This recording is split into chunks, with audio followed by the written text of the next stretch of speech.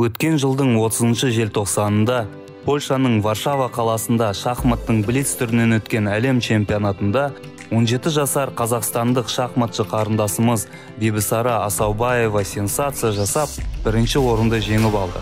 Турнир барысында өткен 17 ойынның 16-сында қарсыластарынан 1,5 ұпайға алға шығып, чемпиондықты алдын ала өз қоржынына басты.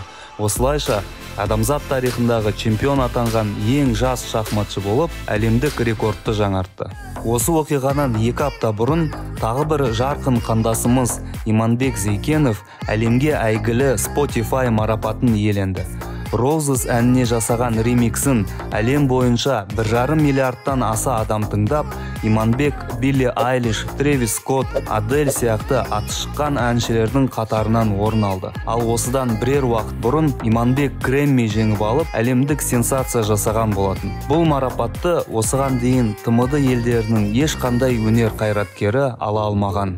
Бақтымызға орай, даңқы әлемге дүркіреген қазақ жастарының саны жылдан жылға еселеніп, қазақ ұлты әлемге әйгілі болып жатыр. Бұл құбылыс кездейсоқтық емес, бұл заңдылық. Ендеше осы заңдылықтың түп тамырын зерттеп көрейік. Бұл видео қазақ жастарының өнер, ғылым мен білімге деген қызығушылығын арттыру мақсатында жасалды. Ата-бабамыздан өсиет болып қалған жоғары интеллектуалды потенциалдың арқасында әрбір қазақ баласы әлемдік дәрежеде үлкен жетістіктерге жете алады. Бүгін не білеміз? Неліктен қазақ ұлты жақын 20 жылдықта әлемдегі ең тез дамыған ұлттар қатарына кіріп, әлем барысы атанады? Жақын болашақта қазақ жастары өнер, ғылым, білім саласында сансыз жетістіктерге жететініне қандай себептер бар? Осы жолда мінсіз генетикалық құрылымның алатын орны қандай? Жеті ата қан тазалығын сақтау дәстүрі қалай пайда болды? Және неліктен бұл құбылыс осы күнге дейін өз орнын жоғалтпай келеді? Ата-бабаларымыздың әрбір қазаққа қалдырған асыл мұрасы қандай? Дайын болсаңыздар, бастайық.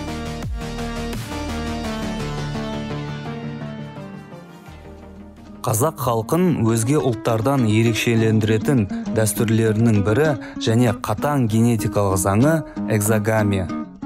17 ғасырға дейін бұл дәстүрдің қалай пайда болып, қалай бақыланғаны жайлы деректер аз.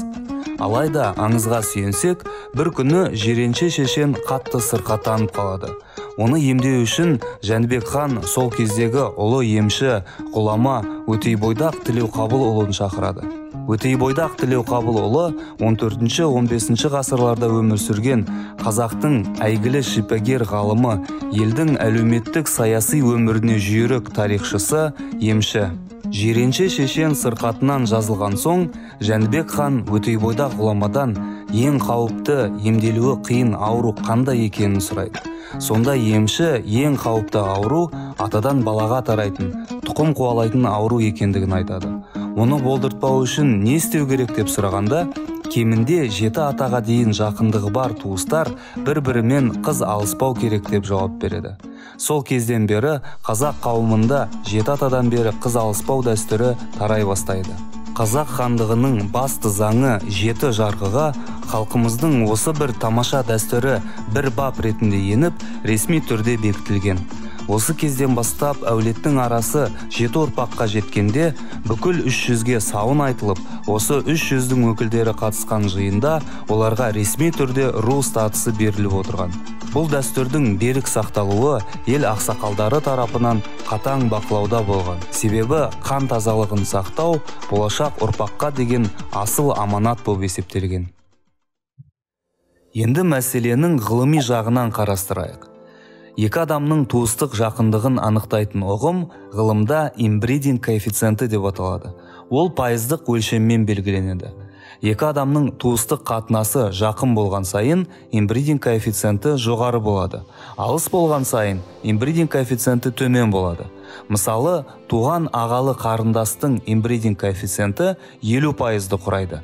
Нағашы мен жиеннің немесе немере аға мен қарындастың инбридинг коэффициенті 12,5% құрайды. Кез келген адамның инбридинг коэффициентін 1%-ға дейін дәлдікпен анықтау үшін ол адамның 7 атасын анық білу қажет.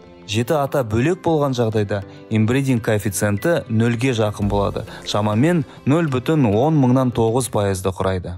Ертеде кейбір халықтар мен ұйымдарда қанның тазалығын сақтау үшін өз әулетінің ұл қыздарын үйлендіретін болған. Бірақ уақыт өте келе адамдар бұл құбылыстың ұрпаққа өте үлкен зиян келтіретінін түсіне бастады. Ғалымдардың пікірі бойынша Египет фараондары осы себепті қырылып кеткен. Мұндай ережелерді сақтайтын Еуропаның көптеген әулеттерінде де науқас ұрпақтың дүниеге келуі өте кең таралған құбылыс. Мұндай әулеттерде дүниеге келетін балалардың 40% өлі туылатын болған. Басым бөлігі 10 жасқа толмай қайтыс болған, ал тірі қалғандары көптеген аурулармен өмір сүрген. Бұл құбылыс көптеген ғалымдарды ойландырды. Тек 20 ғасырдың ортасында ғана генетика ұғымы пайда болып, ғалымдар бұл құбылыстың ғылыми түсінігін жасады. Бұл ғылымды енгізген және зерттей бастағандардың алғашқысы австриялық биолог Грегор Мендель. Неліктен тұқым қуалайтын аурулар ең қауіпті болып саналады? Әрине, генетика өте күрделі және терең ғылым, бірақ жалпы түсінік болу үшін қарапайым түрде қарастырып көрейік. Биология пәнінен естеріңізде болса, барлық жанзатта хромосома болады. Адамда хромосоманың саны 46. Осы әрбір хромосома адам организміндегі әртүрлі сипаттарға жауап беретін гендерден құралады. Көздің түсі, дене бітімі, дене мүшелерінің ерекшеліктері, шаштың түсі және тағда басқа адам сипатына жауап беретін гендер болады. Әрбір ген бірнеше аллельдерден тұрады. Мысалы, көк көз бен қара көздің аллельдері.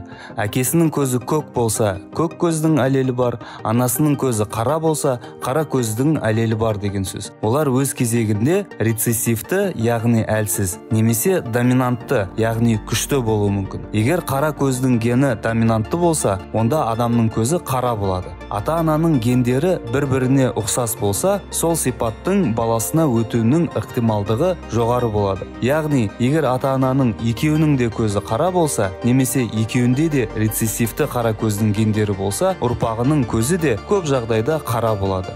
Дәл сол сияқты әртүрлі аурулардың да гендері доминантты немесе рецессивті болуы мүмкін. Егер әкесінде де, анасында да бірдей аурудың әлсіз гендері бар болса, ата-анасы осы аурумен ауырмайды, бірақ баласы сол аурумен туылуы мүмкін. Бұдан туындайтын бірінші тұжырым, әке мен анада бірдей аурудың гендері қаншалықты көп болса, ұрпағының сол аурумен туылу ықтималдығы соншалықты жоғары. Екінші тұжырым, ата-ананың туыстық қатынасы қаншалықты жақын болса, оларда ортақ аурудың гендерінің болу ықтималдығы соншалықты жоғары. Бұл өз кезегінде ата-ананың туыстығы небәрі жақын болған сайын, ұрпағының тұқым қуалайтын аурумен туылу мүмкіндігі соншалықты жоғары болады дегенді білдіреді. Қорытындылайтын болсақ, 7 атадан бері қыз алыспау дәстүрінің арқасында қазақ арасында ата-ананың ауруларының балаға өту ықтималдығы өте төмен, ұрпақтың дені сау және ақыл-есі бүтін болады. Ғалымдардың зерттеуінің нәтижесінде адам интеллекті, ойлау қабілеті, оқудағы жетістіктері екі факторға байланысты: генетикалық фактор және қоршаған ортаның әсері. Бұл жайлы Лондон университетінің генетика ғылымдарының профессоры Юлия Ковас өзінің генетика білім беру жүйесіне қалай көмектеседі атты жұмысында баяндады. Генетика және қоршаған орта білім алудағы тәуелсіз факторлар болып саналады. Яғни бұл факторлардың әсері адамның өзіне тәуелсіз. Ғылым мен білімде жақсы жетістіктерге жетудің кепілі ол жақсы генетикалық құрылым мен жағымды қоршаған орта. Қазақ жастарында бұл екі фактор өте жоғары деңгейде деуге болады. Ал білім саласында жетістікке жетудің үшінші адамға тәуелді факторы ол өзін өзі дамыту. Генетикаға да, қоршаған ортаға да қарамай, кез келген адам талпынысы мен талабының арқасында жоғары жетістіктерге жете алады. Қазақ жастарының ғылым мен білімде үлкен жетістіктерге жетуіне жоғары мүмкіндіктері бар. Бастысы, осы жолда аянбай еңбек етіп, үздіксіз дамып отыру керек. Бұл әрбір адамның өз қолында. 21 ғасыр технологиялар ғасыры. Ақпараттық технологиялар өміріміздің әрбір саласын қамтып келеді. Осыған байланысты IT мамандарына деген сұраныс көбеюде. Осы саланы үйреніп, ары қарай IT маманы болып жұмыс жасаудың артықшылықтары сан алуан. Бастылары: жеңіл старт. Яғни кез келген адам білім дәрежесіне қарамастан IT саласын үйреніп бастай алады. Жоғары сұраныс. Статистика бойынша дәл қазір әлем бойынша 4 миллионнан астам IT мамандары қажет. Бұл жұмыс өте көп дегенді білдіреді. Шығармашылық. IT маманы болу ол жоқтан бар жасау, қызықты жобалармен айналысу, әлемдегі бар жаңалықтармен қатар жүру дегенді білдіреді. Қолайлы жұмыс жағдайы. IT мамандарының жұмыс орындары ертегідегідей болады. Бағдарламашы еш нәрсені уайымдамай жұмыс жасай алу үшін көптеген жағдайлар жаратылады. Жоғары жалақы. IT саласы еліміздегі және бүкіл әлемдегі ең жоғары жалақы алатын салалардың бірі болып саналады.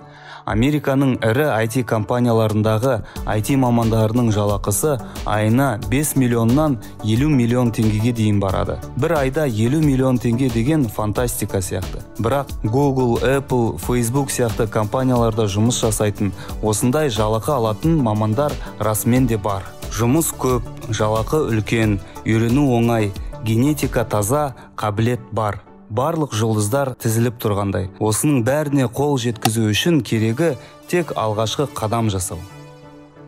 Егер сіз IT маманы болғыңыз келсе, iBekito сайтына кіріңіз.